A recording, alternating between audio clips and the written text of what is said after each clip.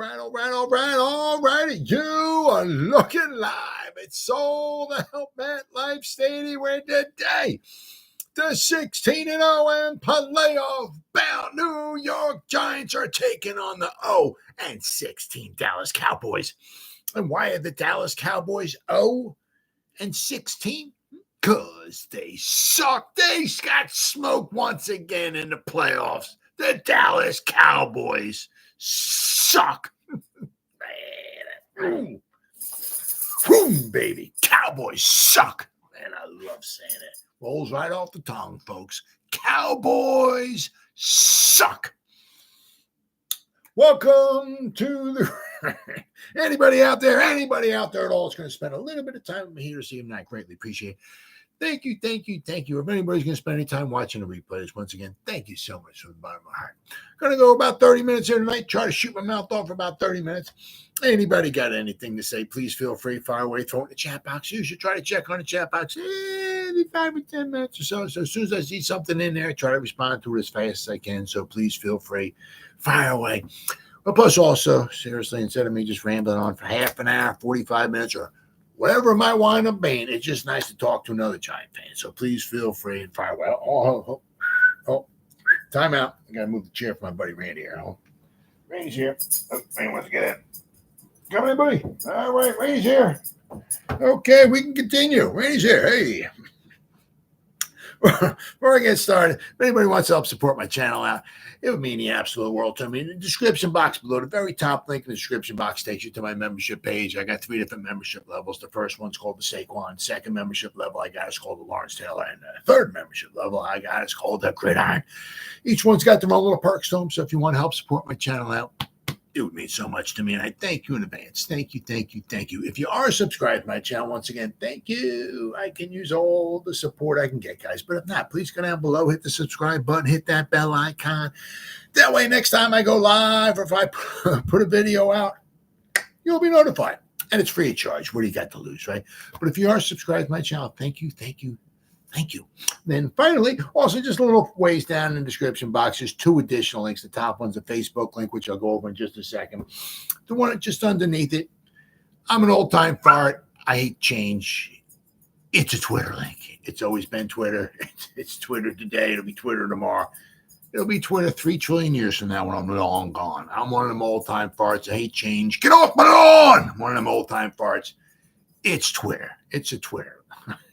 Whatever letter of the alphabet Elon Musk wants to call it, that's on you, bro. I ain't calling it that.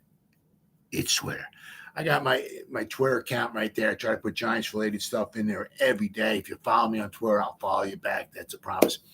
And then finally, the link just on top of it, Facebook link takes you to my Facebook group. It's called the New York Giants, the Gridiron. It's doing simply marvelous, might I add. Right now, we have over 7,700 members in the group. It's doing, once I said, it is doing marvelous. Basically, if I'm alive and breathing, if I have internet access, I'm putting stuff in this group darn near 365. And not only do I put stuff in this group, but members post stuff in this group as well. So between me and the members, there's a ton, there's a boatload, there's an awful lot of New York Giants information going in this group every day. It's called the New York Giants, the Gridiron. It's a Facebook group. Please join it. You won't be dissatisfied. I promise. All right, all that stuff said and done and out of the way with. Oh, boy. Well, I mean, it's not a lot going on, but thankfully I got a lot to talk about. It doesn't seem to be very positive, but I got quite a bit to talk about here. Got a bunch of stuff to shoot my mouth off here about. So we got, I seen this. The Senior Bowl is over now. I seen this, and it brought me back. You know, I almost kind of forgot it. And one nice thing I like about being associated with so many Facebook groups, there's a ton of New York Giants Facebook groups out there. But being, in so many different Facebook groups, I seen this post, and it brought me back. And that's where the Spencer Rattler winds up coming in at. The Giants, and here we are, kind of maybe quite possibly still looking for a quarterback. Depends upon who you talk to, right? But let's not forget the from 2017, and I don't know if this has ever happened before. I don't know if it ever happened ever again, right? it's kind of like the Giants. When was it? 72, 73. 72, 73, and 74. They drafted 3 Outland Trophy winners in a row. 72, 73, 74. Larry Jacobson, Rich Glover, and John Hicks. The best linemen in the country, 3 years in a row. Defensive lineman, offensive lineman in a row. 3 in a row. 72, 73, 74. I don't know if that's ever been done before. That's pretty hard to do. A team drafting the Outland Trophy winner 3 years in a row. They're the best linemen in the country 3 years in a row. Well, the Giants, they drafted the MVP of the Senior Bowl, basically, and they were all quarterbacks 3 years in a row. I don't know if that's ever. I haven't looked back. I'm not going to look back. It probably hasn't happened before. 3 years in a row. I mean, I say maybe 2 in a row or so, but 3 years in a row. The Giants. Let's not forget the dreaded Davis Webb. Right in 2017, he was the MVP of the Senior Bowl. Giants drafted him. 2018, let's not forget Kyle Lauletta, right? 2018, the MVP of the Senior Bowl. And of course, let's not forget, last but not least, the 2019 MVP of the Senior Bowl, our own Danny Dimes. So then I seen this, and this is where the Spencer Rattler comes in, because the Giants are looking for a quarterback. Now, obviously there's a boatload of ways we can go here, right, with the quarterback. Hit him early, first round, right? Pick 6, right? Last time we had a pick 6, right? Who do we take? Danny Dimes. One of our second round picks. Maybe if one of those guys, obviously, Dable has his way with quarterbacks. Look what he did with Josh Allen, right? If he sees somebody, one of those guys maybe starts falling to the end of the first round, you can take those 2, maybe there's 2 second round picks, couple them up, maybe jump back into the first round. That way, you can get somebody. Maybe you can get a project going there, and you have them for 5 years. If you get them in the first round, right? There's a lot of ways you can go, but the Giants have to get themselves a quarterback. I mean, and even like when little mini camps start and all that, like what would you say, like in maybe in May, right? I mean, Daniel Jones ain't going to be ready, right? We got Tommy Chicken Cutlet Parmesan, hold the vodka sauce, right? We got him, and we got him. Yeah, we're going to need at least 2 other, if not 3 other quarterbacks, right? Early on. Now, of course, when Daniel Jones comes, gets ready, he's, won't need 3 additional quarterbacks, but we're going to have to get some quarterbacks. And I said, now whether that is, and I seen another thing, Minshew mania, right? Maybe bring back Tyrod Taylor, right? Maybe another veteran quarterback. Draft one early, draft one mid rounds, draft somebody real late. There's a lot of ways they can go. I mean, Daniel Jones will be back without question. And when he is ready, he'll be the starting quarterback. Joe Shane's made that clear, right? But it's going to be interesting to see exactly really what Joe Shane really thinks of Daniel Jones.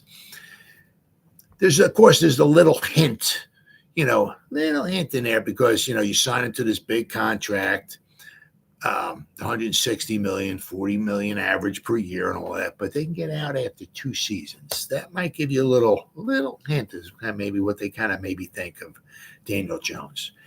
It's either like a little hint of maybe what they think, or it's like a little security blanket, right? I got the little security blanket, right? Oh, right now, in case things go south, we can get out after Daniel Jones' contract after 2 seasons. So we'll have to wait and see. But it's going to be interesting because, if they're looking for one of these top 3 quarterbacks, I mean, if you got the Bears, if you got the Patriots, and you got the Redskins, possibly 3 quarterback needy teams. Now, I did see something in one of the Facebook groups. There was a video. It was like a hype video for the upcoming season and all of that for the Bears. And the guy they had in the video, right, was Justin Fields. Right? I mean, he was like the man in the video.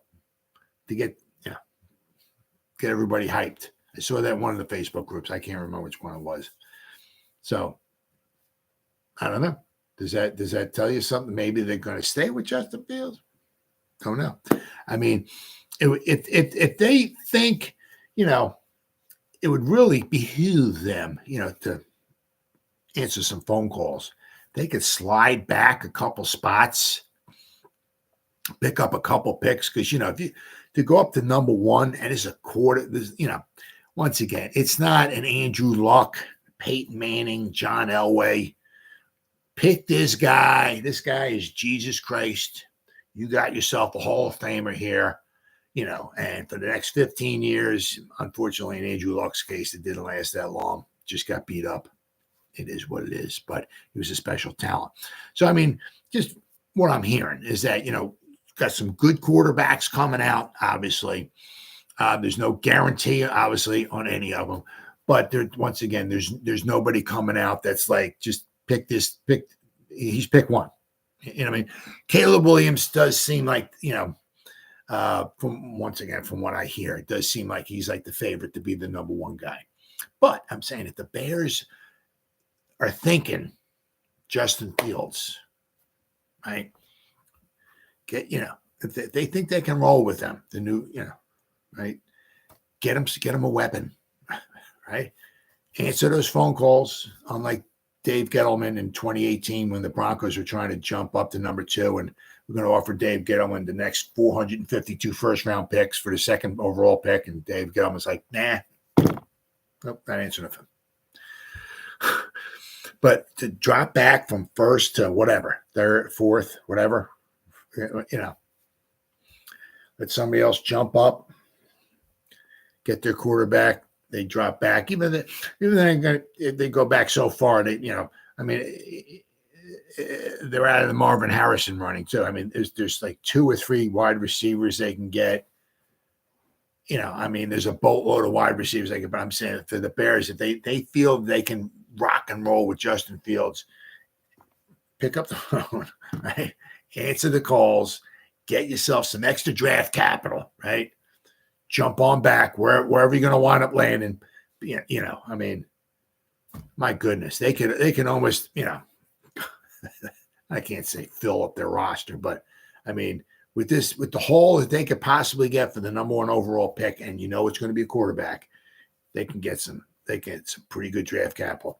But I'm just saying with the Giants, regardless, if the Giants don't decide to move up, there's a very good chance that 3 quarterbacks will be gone before the Giants. Now the Giants can be looking at the 4th overall quarterback at number 6.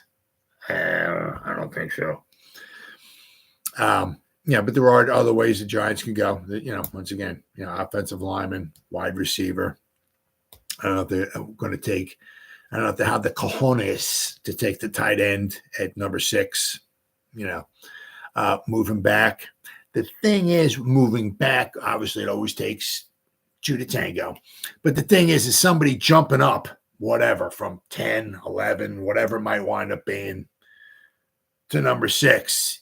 They're going to have to shell out, some nice draft capital.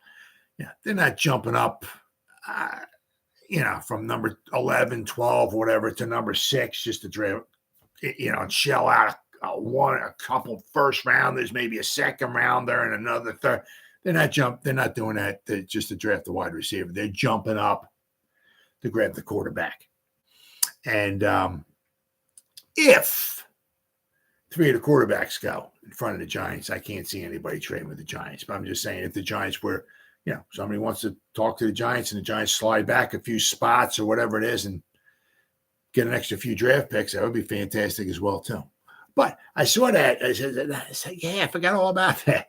But the post in Facebook, it says from Giants 366, they come up with a lot of good stuff. It says from 2017 to 2019, the Giants drafted the MVP of the Senior Bowl, which was all quarterbacks.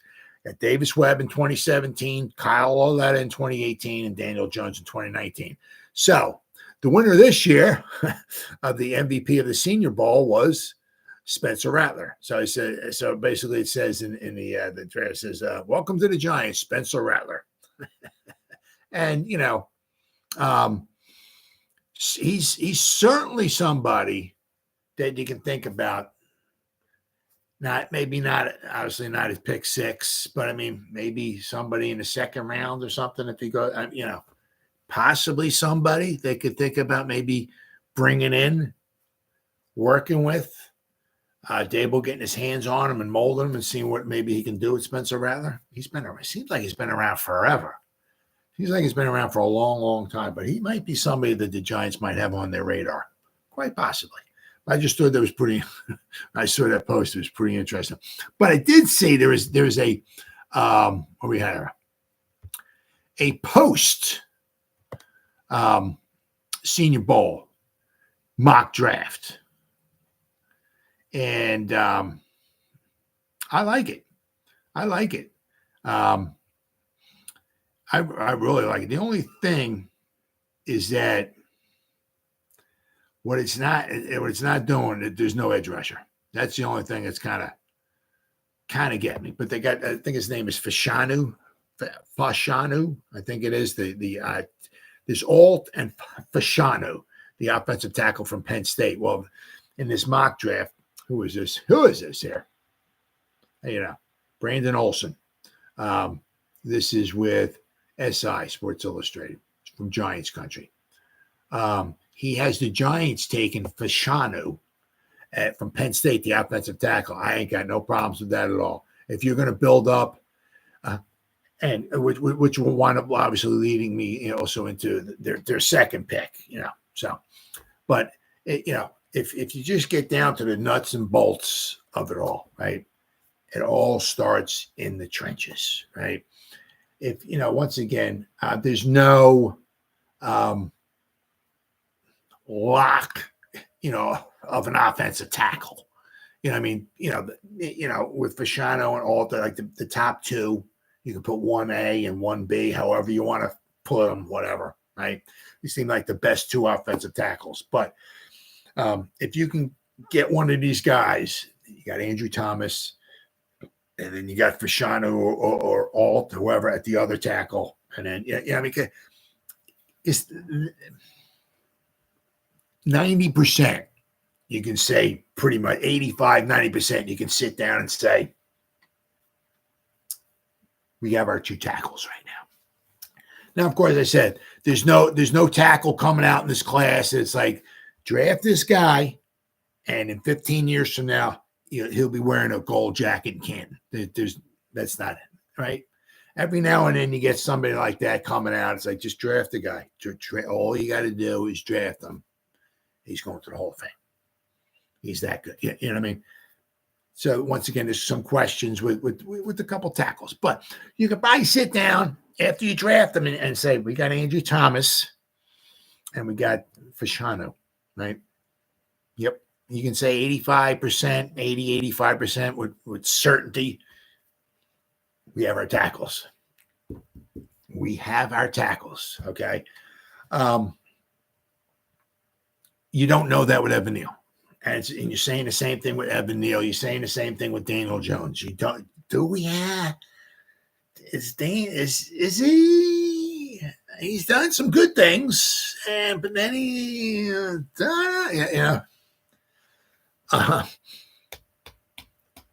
there's not many quarterbacks in the history of the NFL, okay, that you can say have been with the same team for like 6 years, okay, 6 years running, and they're still like,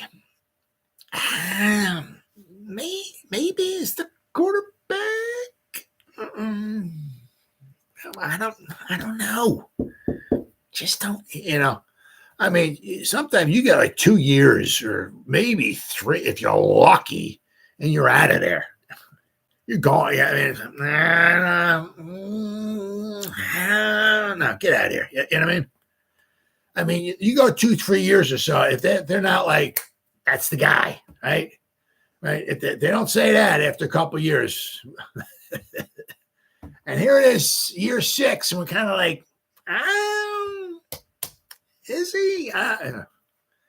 He's had like, the guy, cats have 9 lives. He has to have like 13 or 14 of them. I mean, to really be that lucky. So once again, we're going to try, and it's going to lead me to the second round pick. Okay. But, build with the offensive line, right? Give him another weapon. Maybe he can get healthy. They did, right? And we'll see what can happen, right?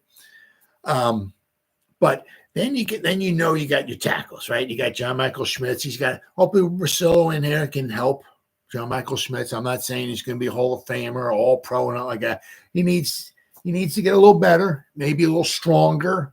The point of attack, because sometimes he looked like he was a little outmanned at times. He has the determination, the intelligence, the athletic, all that stuff and everything. But he does need to get a little bit better, and hopefully as years go by, he'll start getting a little bit better. Okay. And you can look back in a couple of years, it's like, glad we drafted him, but I'm saying, then that'll bring you down to like, okay, we got our two tackles, we got our center. All right. So now, we're going to take Evan Neal and we're going to put him at guard. Sorry, Evan, that's where you're going. Because it's the same thing with Evan Neal. It's like after 2 seasons, we still don't know. Is he our right tackle? He looked good on that run block, but then the guy on the next play ran right around him. It's like, is he our tackle in the future? So you're saying that, and it's also like, well, he's got to stay healthy. Okay, so 2 seasons he hasn't been healthy. So we're gonna after what happens the 3rd season, and he winds up missing a half the season too. It's like, well, we'll give him his 4th season. Maybe he'll stay healthy. Somewhere along the line. Right, you got to say the dude can't stay healthy. We have no idea. We're moving you either off the team or to another position. All right, so they got to do something with him. But if you draft a tackle, you got your 2 tackles, you got your center. Now you got your 2 guards you got to worry about. Okay, but so now you can take Neal, put him in a phone booth. Okay, big, tall, strong guy and all that. He doesn't have to worry about somebody running around him. You have the, good coaching. You have to worry about the stunts and all of that, the twists and stunts, which the Giants, it didn't seem like they even knew what a stunt or a twist was last year. They dropped back to pass and one guy would go in here to block this and somebody would run around them. It's like, what was that? Was it, well, that guy that ran right around me, he sacked Daniel Jones, ripped his head off, and Daniel Jones is dead on. What was that? A what? A stunt? When did we learn about it? It's kind of like, that's when you guys don't know about it, So, but he won't have to worry about going up against, for the most part, one of the greatest athletes, pretty much. Get those edge rushers. I mean, you get somebody 6'4", 5", whatever it is. 260, 70, they can dip and dodge, dive, dip, duck, and dodge. The 5 Ds of dodgeball. They can do the 5 Ds of dodgeball. I mean, those edge rushers are freaking amazing athletes. But he may not have to worry about him too much. Get him in a phone booth, right? He's, I don't know what he's down to or whatever, but he's 330, 346. He's tall. He'll be able to handle, right? Those, the tackles and all of that, because a lot of those defensive tackle and defensive line, a lot of them don't really outweigh him because he's so freaking tall. He's like a sequoia tree, right? He can go mano a mano with those guys, right? They're not the most, Sexy Dexy is the man. Don't get me wrong, man. We're so, but lucky we got him and all that stuff. But he's not an edge rusher. He'll bull rush your back and stuff like that. Right? That's what he does, right? But Evan Neal's, I think, more, suited to do something like that because we haven't seen him really do very well in the pass blocking. Whether he's hurt or not. But I'll tell you what, if we take Fashanu, it all starts in the trenches. If you grab, there's no deep. There's what I'm hearing. There's maybe one defensive player, maybe in the top 10. But it's only like maybe 3 quarterbacks, couple tackles. Now, of course, with the pro days coming up and all this stuff and everything, some guys shoot up the board, some guys fall down. But I mean, I'm just saying as of right now, there's like 2 or 3 wide receivers. There's maybe 3 quarterbacks. There's a couple tackles. There's the tight end from Georgia, right, out there.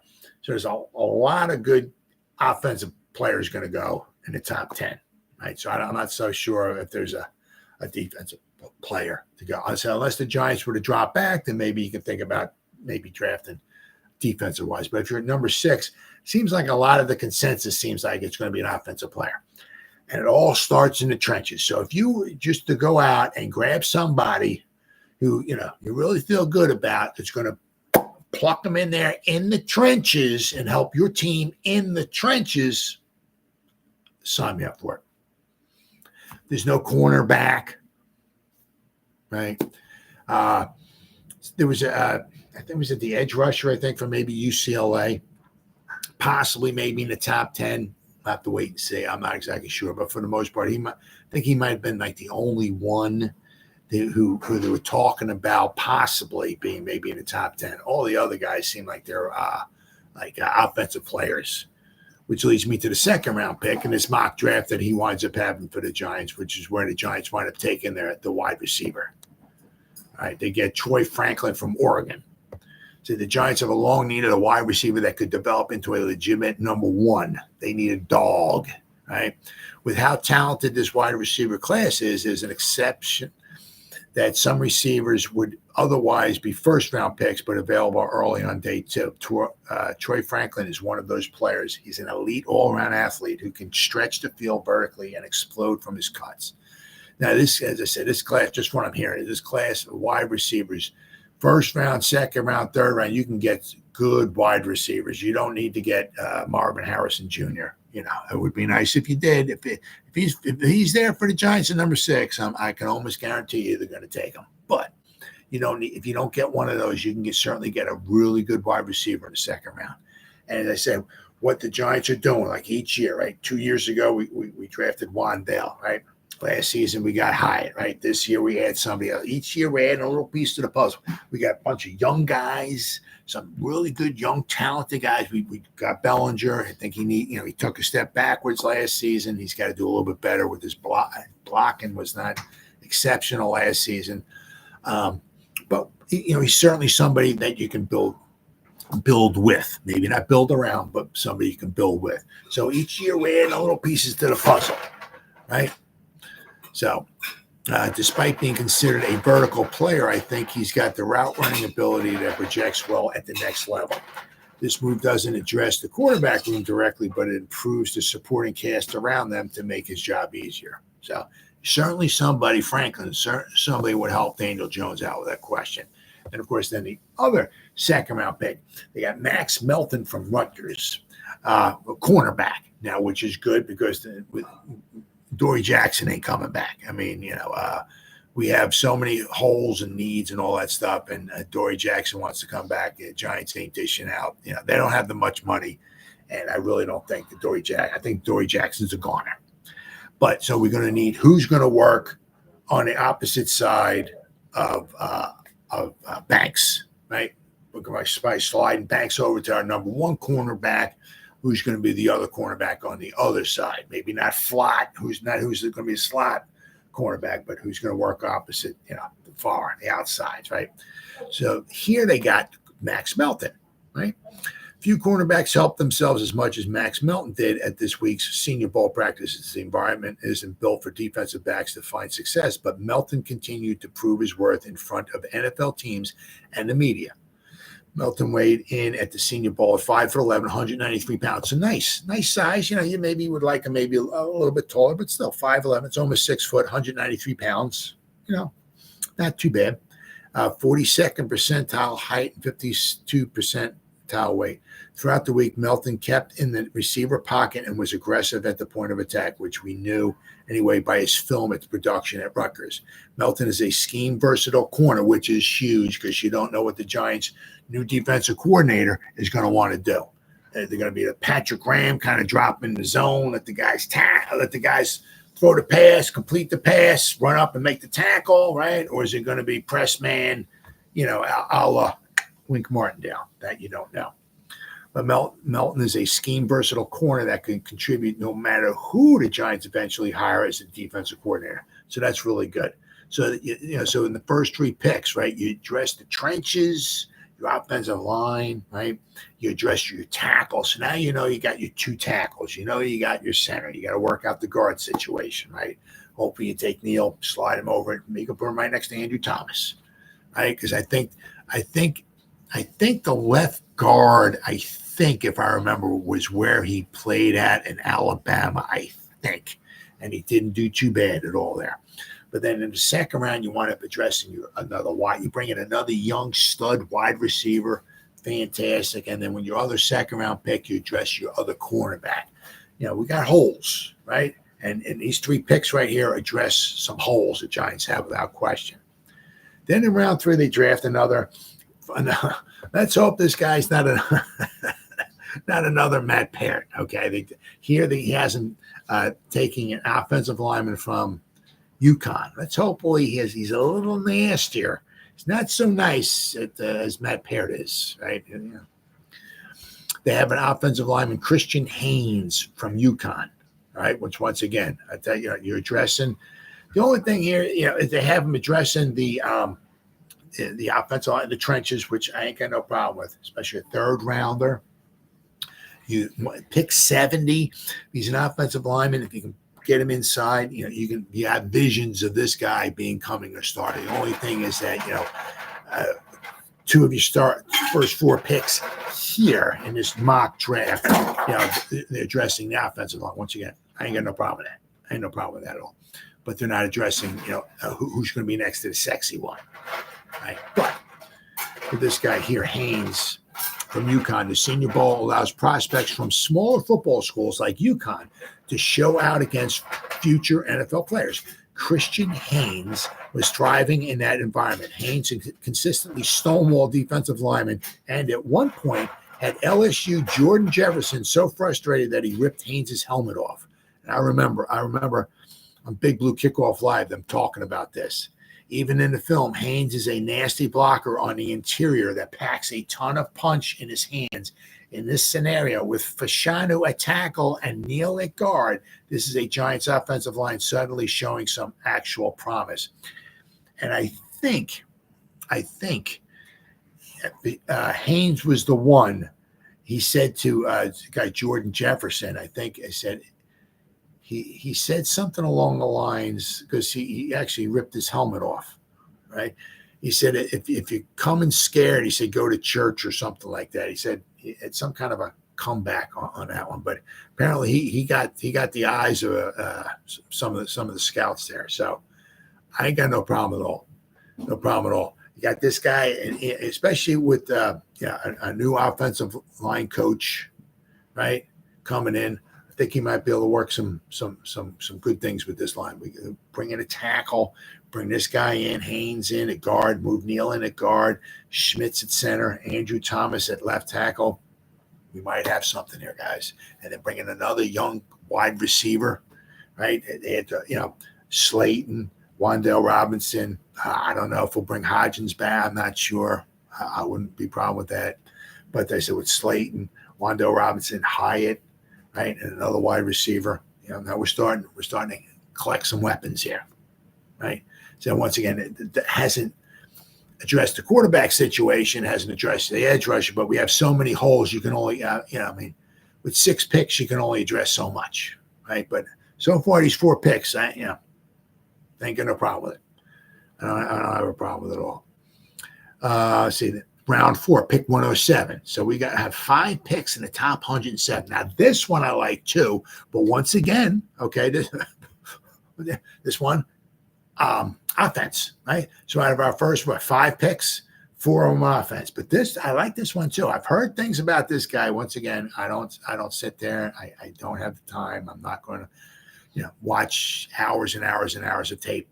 But I take guys' knowledge and experience, stuff I hear, and and I've heard about this guy here, Theo Johnson, the tight end from Penn State. Now I'll tell you what, right? Waller's not going to be here forever. You can almost pencil it in. Darren Waller misses 5 games in 2024. Darren Waddle misses 6, whatever. Some along the line, boom, the hamstring. Guaranteed. Write it in. He's not playing 17 games. Darren Waller won't be here much more. This might be his last season. The Giant, you don't know, right? But we have Bellinger. Add another good quality tight end. We add young tight ends. We maybe don't have a Kelsey. We don't have a Skittle man, right? We don't have one of the greatest tight ends in all the league and all like that, but we got some young talent, right? With Bellinger, young. Bring this tight end in here, right? Got some good young wide receivers. Get the offensive line now. And then there's another pick later on, which I'm going to go over very shortly, which I love it too. So, but this guy here, Theo Johnson, Penn State. Let me introduce you to the second fastest tight end at this year's Senior Bowl in Theo Johnson. Johnson topped out at 18.68 miles per hour during the second day of practice and could be a contributor from day one at tight end. I wouldn't pencil him in as a starter, but adding someone to give Darren Waller more breaks that could line up all over the formation is a bonus. Abso-freaking-lutely. There are definite concerns in Johnson's game, as there are with every day 3 pick. But the upside alone, if he works on improving his technique, could make him a steal of a selection. So I ain't got no problem whatsoever with that one. So then in round 5, this is where it all kind of ties everything all in, right? So if you can't sign Saquon, right? So now you're adding a tight end, right? You're adding the guard, you add the tackle, you're adding another wide receiver, right? Add a running back, right? So then you're going to have some young running backs. You got, I think we got just Sean Corbin, right? But we got Gray. I don't know if we're bringing Breida back. I don't know if we're going to be bringing Barkley back. That we don't know. But if you got Dylan, I'm not sure if it's Laube, Laube from New Hampshire, right? 31 players in FBS history can say that they have 295 receiving yards in a single game. This guy is a running back. Dylan is part of that exclusive list after his performance against Central Michigan earlier this season. She had 295 receiving yards in a game as a running back, right? He's a very similar size to the Giants' 2023 pick, Eric Gray, out of Oklahoma. The biggest difference, however, is that Laube is much more of a runner receiver than Gray, who is a running back who can catch some passes.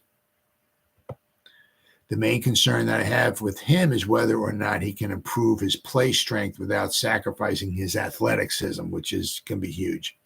He is solid in pass protection. He knows where he's supposed to be, and at least slows down pass rushers. In the NFL, though blitzers will be much stronger and faster than the competition he's used to, which could also be a problem for him, potentially creating yards after contact. So we'll have to wait and see. But once again, we got Eric Gray, right? This guy is a 5th-round pick. He's somebody that you can, have on your roster. I'm not saying he's Barry Sanders, not like that, but he's another young running back in the stable. Right. And if you can keep Saquon, right? You have Saquon, you have this guy here, Dylan, and you got Eric Gray. Right. I mean, maybe not the best trio of running backs in the league, but is it good enough? Absolutely. Absolutely. Then they got the last pick here is they got Sion Vaki from Utah, is an intriguing prospect who was thrown into action at running back due to injuries in the Utah backfield. In his 6 games at running back, Vaki was a home run threat every time he touched the ball. At the Senior Bowl, we saw him practice primarily with the safeties, but he also took reps with the skill position players. Christ, the guy can play offense or defense. On day 3, you go for players who can contribute anywhere and maybe become impact players for your team. Taking a guy like Vaki allows the Giants to have someone who can be a depth piece at 2 different positions and a special teams player. So it's the safety / running back, Sion Vaki from Utah. Not a bad pick. I mean, once again, you need, he can give you some maybe special teams reps. He But they were saying he had him at running back, and he was basically a home run threat every time he touched the ball. See if you can get the guy out. Some passes short pass, let him do his thing. But if not, hey, he give you some depth at safety too. Why not? Once again, he's round 6, right? There's only so many Tom Brady's out there, right, from round 6. Okay, so I mean, you get somebody who can be a contributor, especially at multiple positions, but especially maybe on special teams and all of that. And he's possibly a home run threat that they're talking about. Not bad. That's not a bad mock draft. I mean, we have so many needs, especially depth at certain positions, and we still need another edge rusher. We can need somebody to core. It's almost impossible with the 7 spots that we have. But I'll tell you what, I don't mind that draft at all. Added another young tight end, added a running back, added a good wide receiver, added 2 offensive linemen, 2 really good offensive. Sign me up for that. So that's the mock draft. I saw that. Let's see here. Well, so Spencer Rattler. That would be funny. Then I saw this. Rex Ryan for defensive coordinator. Rex Ryan. I don't see this ever happen. I really don't ever see this happening because he's kind of like an outspoken kind of guy and stuff like that. And I don't know if him and Dable can work side by side with one another. I mean, Rex Ryan will get the best. He'll do a decent job for you and all that stuff. He'll give you his best and all that stuff, but it's just the way he talks a lot and he's very outspoken and stuff like that. It's kind of tough to rein him in. You know what I mean? If Dable's, the man, he likes, and then Rex Ryan, I don't know if the two of those guys can coexist. But I saw this is from Giants Wire. This article said the Giants are still looking to fill their vacancy at defensive coordinator left by departure of Wink Martindale. They have interviewed several candidates to no avail and also have been shunned, blocked, and rejected by others. Well, let's not forget, I mean, the guy that they were talking about too, the linebacker coach, I think it was, from Kansas City. He's still there too, and he won't be able to be assigned until after the Super Bowl. So let's not forget about him, all right? They could turn to defensive backs coach Jerome Henderson, which I wouldn't have a problem with that. Although Jerome Henderson has been pretty much secondary, right? He hasn't called defenses or nothing like that. So that might be the one problem they have with him. Jerome Henderson also interviewed for the job, but they were hoping to land an established name to run their defense. The host over WFAN's afternoon show made a suggestion this week, former New York Jets head coach Rex Ryan. Once again, if Wink Martindale and Dable can't coexist, I can't see Rex Ryan coexisting with, I can't see that happening. Just can't see that happening. If you're not attracting the best, are you going to be able to find someone who gets the most out of this group? Co-host Evan Roberts said. I got another guy who is also desperate and good, and that's the key. You can't deny this guy is really good at coordinating. And if you would allow Brian Dable to say, you take care of the defense, I'm going to fix the offense with this quarterback, we're probably going to draft. His name is Rex Ryan. He can be brilliant as a defensive coordinator. Ryan, 61, but that's this too, hasn't been on an NFL sideline since being fired by Buffalo in December 2016. So that's 17, 18, 19, 20, 21, 22, 23, 7 seasons. He hasn't been out for 7 seasons, and that's a long time. If you think, also you look at it, if somebody wanted to take a flyer on the guy, it's been 7 seasons. It's like, and nobody's, maybe he's had an interview here or there or something like that, but nobody's brought him in, and put him on the side, nobody. 7 seasons. And once I said, once again, but if Dable being the hothead he is, and Ryan, being, he's an outspoken kind of guy. I love Rex Ryan. I ain't got no problem with him.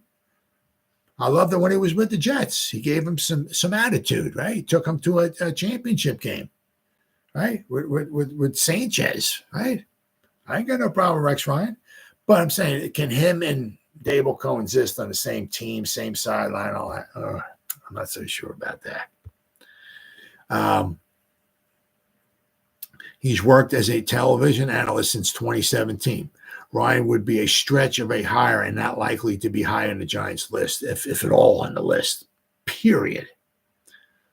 His brash style would surely clash with that of head coach Brian Daboll. Absolutely. Yeah, I don't see, I mean, it's a nice thought and this, that, blah, blah, blah, blah, blah, and all that and everything, but I don't see, I really don't see them hiring Rex Ryan. Then we got, there's also two free agents the Giants should sign. I saw this. This is, once again, Giants country. Ezekiel Trezevan. Hope I pronounced the name right. It says PFF suggests these two free agents for the Giants. Well, of course, we know. Well, we do know, obviously, that the Giants need a wide receiver. They need a number one. They need a dog. Okay, so with dozens of free agents set to hit the market come March 13, Brad Spielberger, I guess, Spielberger of Pro Football Focus has proposed a receiver and a quarterback to bolster the league's 29th ranked offense this last season. And I do like this quarterback, though. I do like this quarterback that they're talking about. It's going to cost them a little bit of money, but to have a good quality backup quarterback like this guy, I have no problem with. Giants have needed a number one, a dog wide receiver ever since they traded away Odell Beckham Jr. The Giants should look at Michael Pittman Jr. of the Colts as a potential option, noting that last year's experiment to make tight end Darren Waller the de facto number one receiver didn't work out, due to his injuries. Plain and simple. Guy could not stay on the field. And even when he was on the field, he was questionable with a hamstring, doubtful with, maybe not doubtful, but he always had a problem with always had the hamstring issues. Even when he was healthy, there was always a doubt, Giants have plenty of speed and slot receivers, but please get Daniel Jones a big target on the outside, and that would be Pittman. However, Pittman, once again, may not hit the market as he's a strong candidate to receive the franchise tag, which I can certainly see them, because they would run the Colts an estimated $20 million. Multiple reports have claimed that Pittman is a top priority for the Colts general manager, Chris Ballard, to resign. And so if they don't throw a franchise tag at him, right, and they want to, somebody for the Giants to sign him, right? If he hits the open market, the Giants to sign, it's going to cost a ton of money for like a number one wide receiver. You're looking at $25-30 million. So for the Colts to have somebody like Pittman on the roster for only $20 million, that would be a bargain, right? At quarterback, the Giants general manager Joe Schoen has already said that the position needs to be addressed if Jones isn't ready to go. Adding to the needs is that veteran backup Tyrod Taylor is set to hit free agency and may want to move on to another team. And also, the Giants, I don't know if the Giants would even want to, bring him back. I love Tyrod. He's a great person, teammate, experienced, all that. And you can see he's got a nice touch on the ball. He can move the team.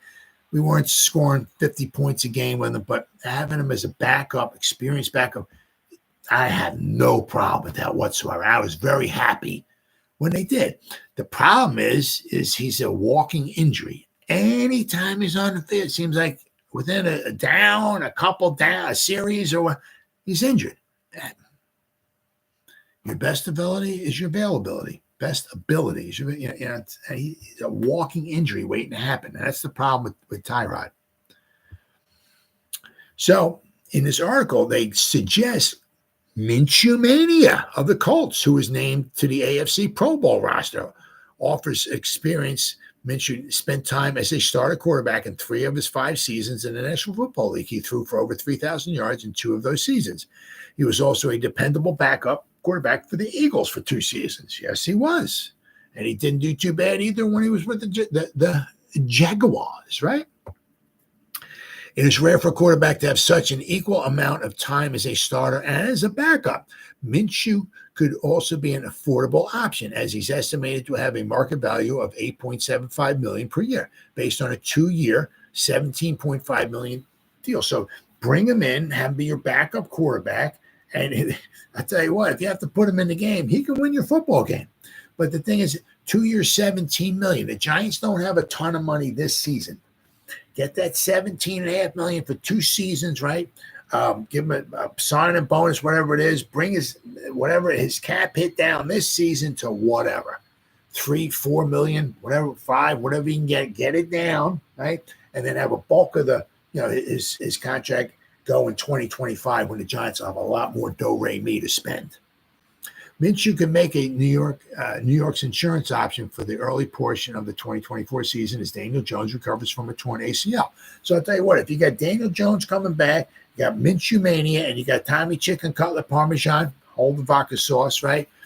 That's not bad. That's not bad. And once again, don't be surprised if the Giants don't draft a quarterback, right, in the draft either. So, but Daniel Jones recovers from his torn ACL with Tyrod Taylor set to hit free agency after sitting on the bench with Tommy Chicken Cutlets started despite clearly being the best quarterback available.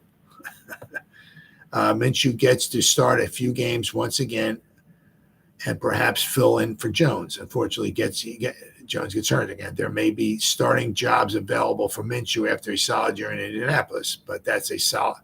This is a solid opportunity. So I mean, he may not want to. I mean, once again, it all takes 2 to tango. Just because hey, bring him in. Yeah, he'll say yeah, sure. He might. The Giants picked. Calling his agent. And the agent calls Minshew and says, "Hey, the Giants are calling. What do you think?" And he's like, "Well, they got Daniel Jones. Daniel Jones will be the starter. I'm probably going to be backup once again. I did pretty good last season. Anybody picking the phone up and calling us who might want me as a starter? Might be more money. I'll get more playing time. I won't be on the sideline drinking Kool-Aid, holding the clipboard, right? So it takes 2 to tangle. Just because you want to bring him in doesn't mean I has to take 2 to tangle. But hey, I'm not saying he's Joe Montana. I'm not saying he's Tom Brady. But if you have him on your sideline, the guy can win you some football games. Right, so that wouldn't be bad either. And the Giants have to bring in a quarterback, at least one. Have to bring at least one quarterback in. So they brought in Minshew mania. I'm all for it. Then I saw this one. The offensive line was this one just kind of like this. I was just like, it's like you look at this once again. It's from a Facebook group. I saw this and it was just kind of like, and we still our offensive line. I'm talking about. It's like, and we still stink. It's like, what the are we doing? I mean, I saw this. That's what I love about some of these Facebook groups. I don't know where people get all these stats from and stuff like that. These people are so much freaking smarter than I am. But I just seen this stat and I was like, oh my God, and we suck. How is that possible? Oh man. We've got this. It says from John Feliciano was his success on the 49ers. And I'll tell you what, he graded out, all right, when he was with the Giants, he graded out at a 57, according to PFF. I'm not going to say I'm not saying I'm sitting here. I broke down John Feliciano's tape. I watched all of his tape. I spent 300 years looking at every play he did with the Giants. Broke it down. I got my notes. No. PFF, all right, okay, graded him at a 57. So chances are, if PFF grades him at a 57, he was not the greatest offensive lineman. Yeah. I mean, it gives me a basis to, right. But when he was with the Giants, PFF graded him at a 57. He goes to San Francisco. He's a year older. Okay, he grades out at an 80. An 80. It's like, yeah. He's 23 points better. Yeah, with another. Yeah, we suck that bad. Yeah. But then I also saw this too. I mean, it's just like some of this stuff just blowing my mind. Yeah, John Feliciano struggles on the 49ers speaks volumes. Struggles. Success on the 49ers speaks volumes about our offensive line coaching struggles. Man, it's frustrating to have players that Giants fans ridicule as trash and then see them go off and be successful on other teams. Praying that Carmen Brasillo brings out some good in our O-line. Whoever this is, I don't know who posted this, but call me delusional, but Evan Neal was the consensus number 2 player in the 2022 draft, and I still got hope in him. But this here, over the last 4 years, the Giants are the only team to spend 5 top 100 picks on the O-line. Last 4 years, 5 top 100 picks on the offensive line, and we suck. Are tied for 4th in number of draft picks spent on the O-line. They're tied for 4th in the NFL. And the number of draft picks that they spent in the past 4 seasons on the offensive line, tied for 4th most. And we still suck. So we're bringing in guys. It's just, for whatever reason, we keep drafting low, top 100, keep drafting guys, McKeithen in the 5th round, Lemieux in the 5th round, drafting, bringing a guy, we still suck. The Giants have drafted more O-linemen in the top 10 than the entire AFC combined in the past 4 seasons. And we suck.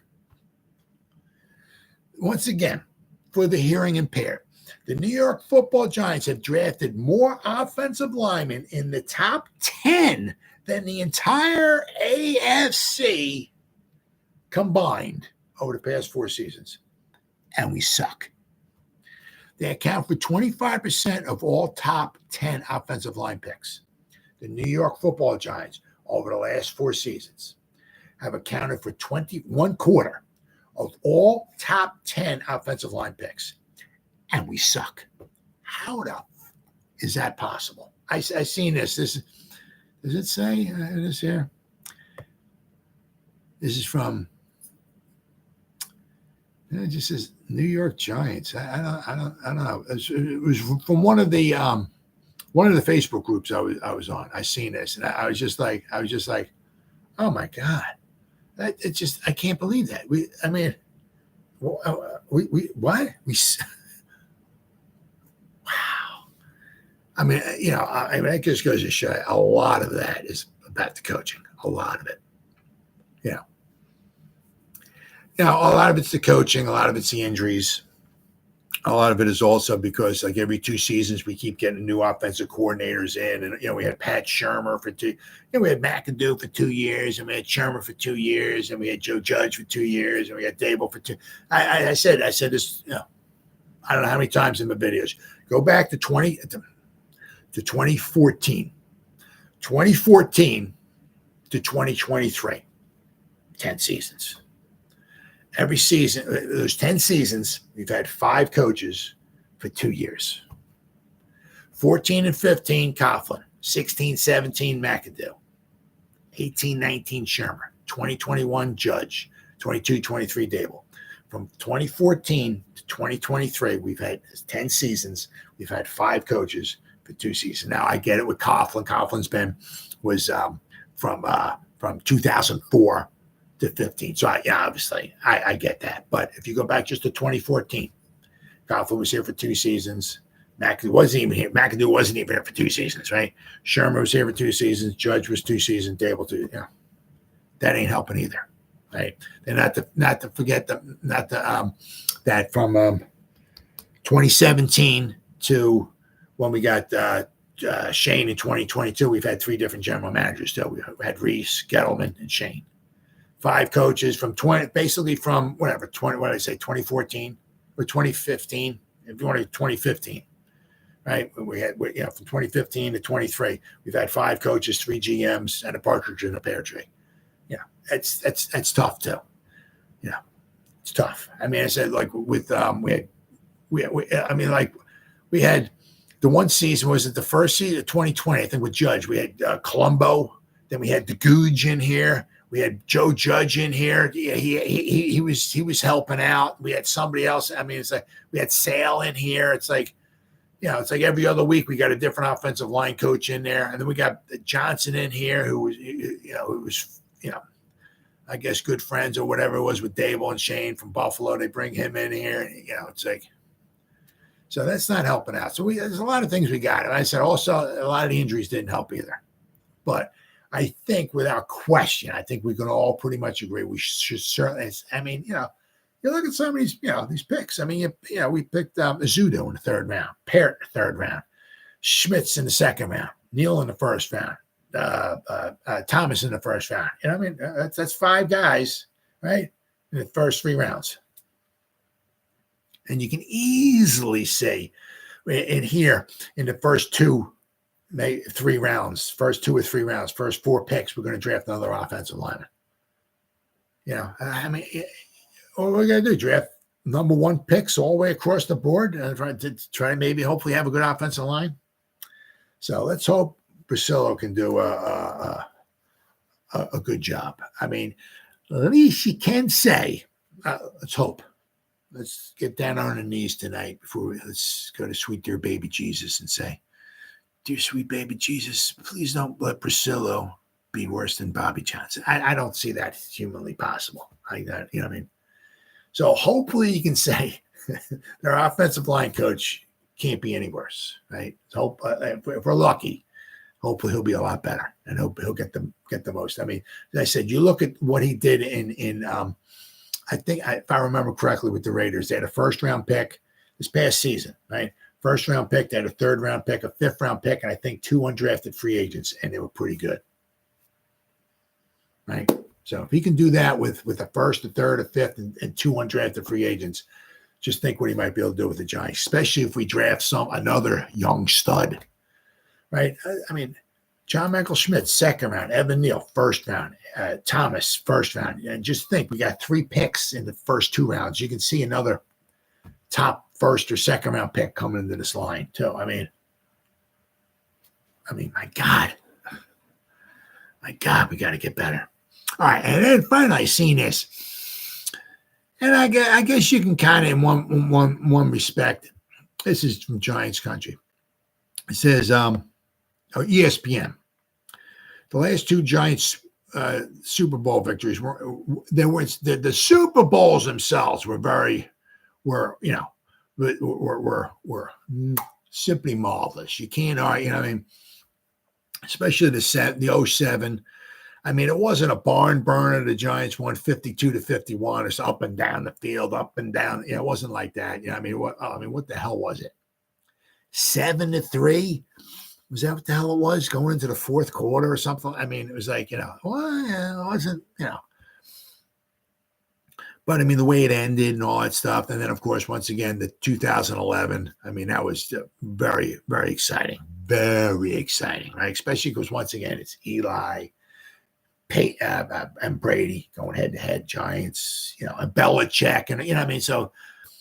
And obviously, just to tell you straight up, I think the 08 team was better than any of those teams. And just a damn shame that Plexico winds up accidentally shoots himself in his leg. And after that, the Giants, the following week, the Giants beat the Redskins. But after that, they just kind of went downhill. It's like they couldn't score any points. They did score some points. They moved the ball when they clinched the number 1 overall seed when they beat the Panthers. So that was a great game.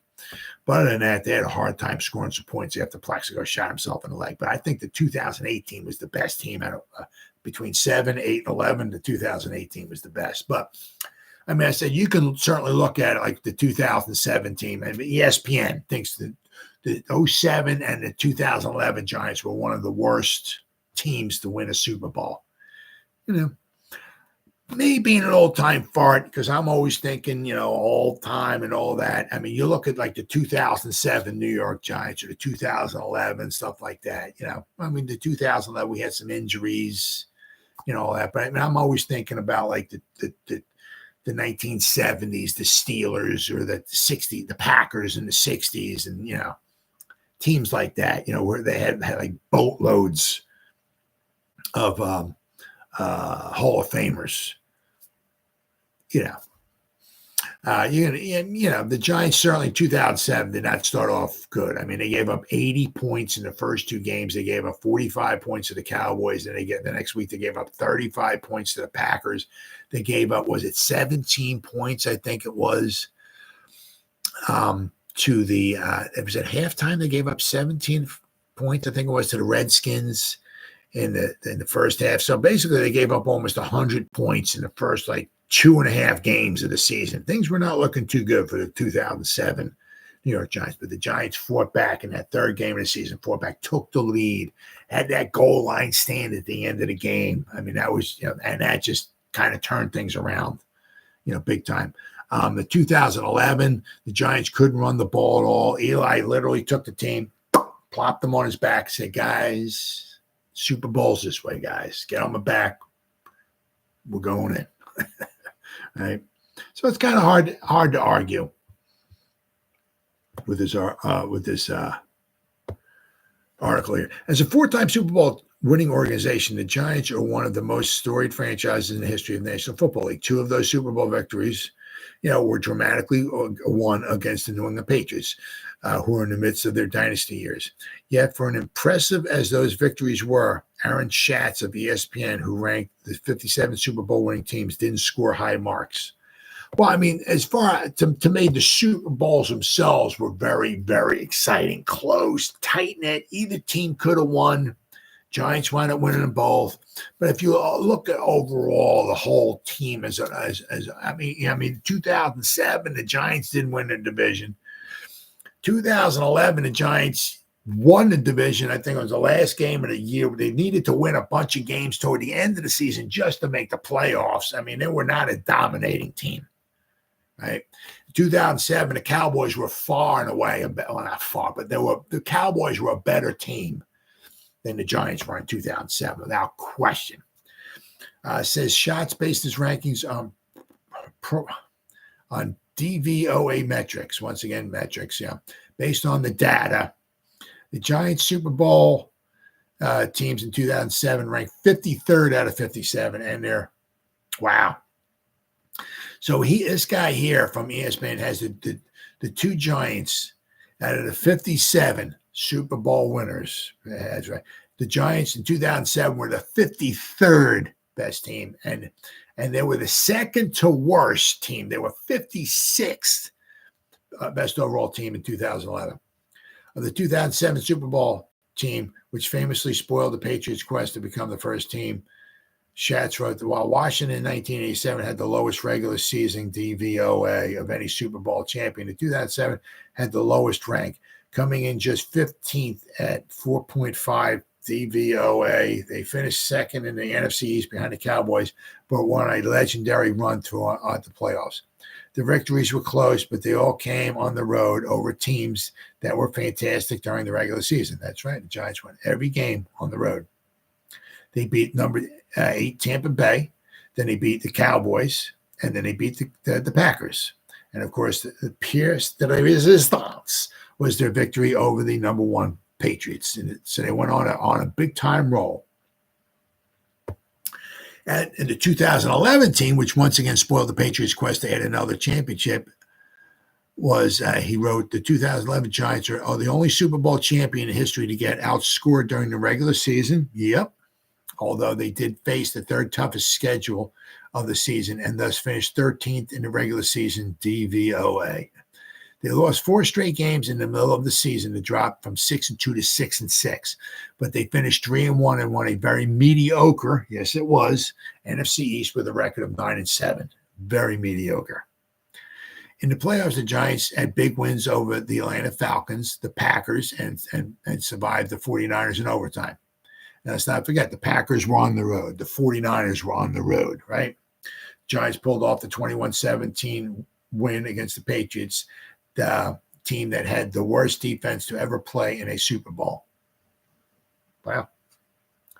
Yeah, the Patriots went against the Patriots, had the worst defense ever. Yeah. Tell you what, the worst defensive performance I ever saw in a Super Bowl was the Eagles when they won their Super Bowl. Tom Brady had like 500 yards passing against them. That's absolutely pathetic.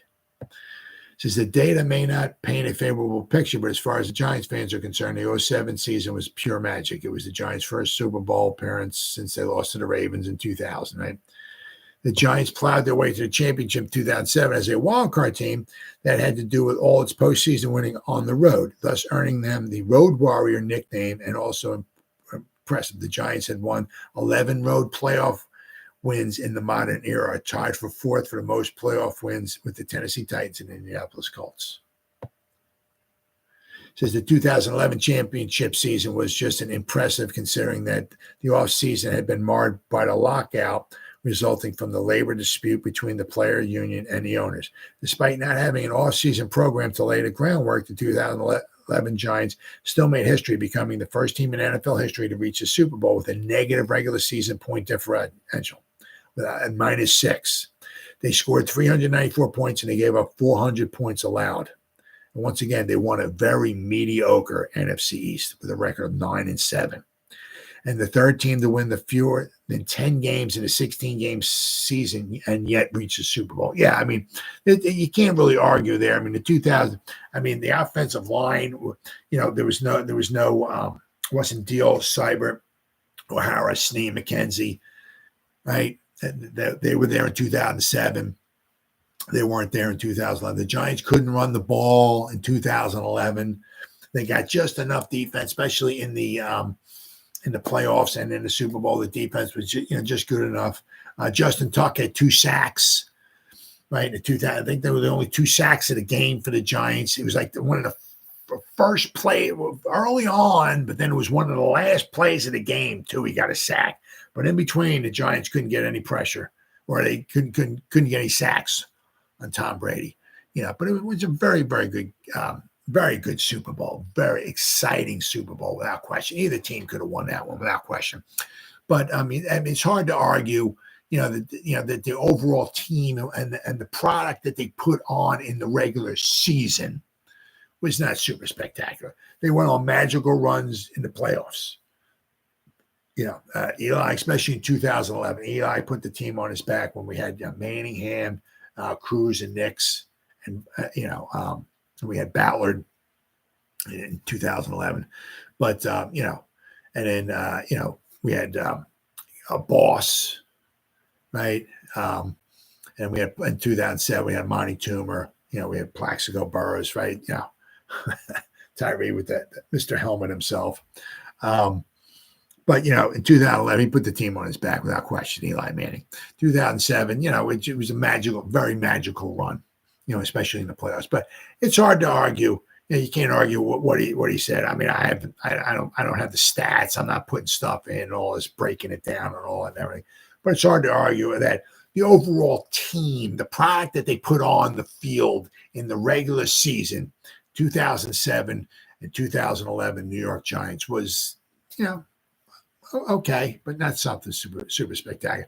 As I said, I'm looking at, I look at teams, just because I'm an all-time fan. I'll always compare them to like the Steelers from the 70s and stuff. Dynasties. That's what I look at. I mean, because you look at the teams back then that won the Super Bowl in the 60s and the 70s, all that, and they're like just chock full of Hall of Famers. And you look at the whole thing. The 2011 New York Giants. Chock full of Hall of Famers. Tom Coughlin should go in the Hall of Fame, but I'm just saying players. Eli Manning, right? Eli Manning. 2007, Michael Strahan, Eli Manning, right? You look at, I said, some of those teams from like the Kansas City Chiefs from '69. I think the only defense in history. They have 6 Hall of Famers, I think. From that defense, they have 2 defensive linemen in the Hall of Fame, 2 linebackers in the Hall of Fame, 2 guys in the secondary in the Hall, 6 guys just on defense in the Hall of Fame. Then you look at the Pittsburgh Steelers; they had 5 guys on defense in the Hall of Fame. But you look at their offense from '74 to like 78, 9, 80, whatever it was. They had Webster, they had Stallworth, they had Swan, they had Bradshaw, they had Frank Rice. They had for 5, 6, 7 years, they had 5 guys on offense, Hall of Fame. Then you look at the defense; they had 5 guys in the defense hall. That's what I look at. Those, that's a team. That's a unbelievable team. I said the Giants. Who do they have on all?